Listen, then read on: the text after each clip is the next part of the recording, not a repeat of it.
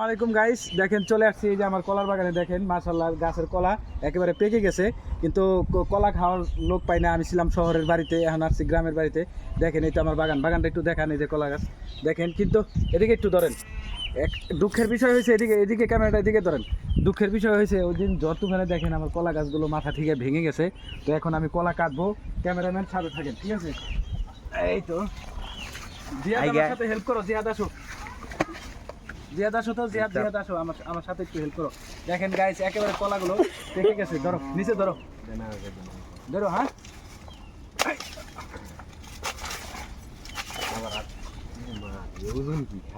Guys দেখেন একেবারে কলাগুলো পেকে গেছে, উপরে চলে যায় এখন। চলেন,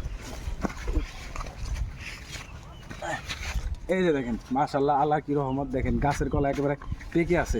এটা গ্রামের বাড়ি তো কেউ কিন্তু খায় না, আর এটা শহরের বাড়ি হলে কিন্তু একটা কলাও থাকতো না। দেখুন দেখেন, এই যে আমার সাথে আছে স্বাস্থ্য ভাই, ও কলা সিরা অলরেডি নিয়ে নিছে।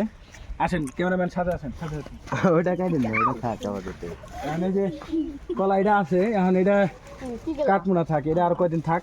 এটা কলা পুরা বাতি হয়ে গেছে, এটা রেখে দিলে অবশ্যই কলাগুলো পাইকে যাবে কয়েকদিনের ভিতরে পাই যাবে। তারপরে আসেন, এদিকে আসেন আমার সাথে আসেন, আর একটু ক্যামেরা দেখাই। বেশি আছে ভিতরে। এটা হলো চাম্পা কলা, ঠিক আছে গাইস? তো আপনারা বিশ্বাস করেন না, সেজন্য আমি একটা কলা খাই। হ্যাঁ, এই যে মাথা ভেঙে গেছে এটা। এই যে দেন, খুব মিষ্টি। ঠিক আছে, বাই বাই।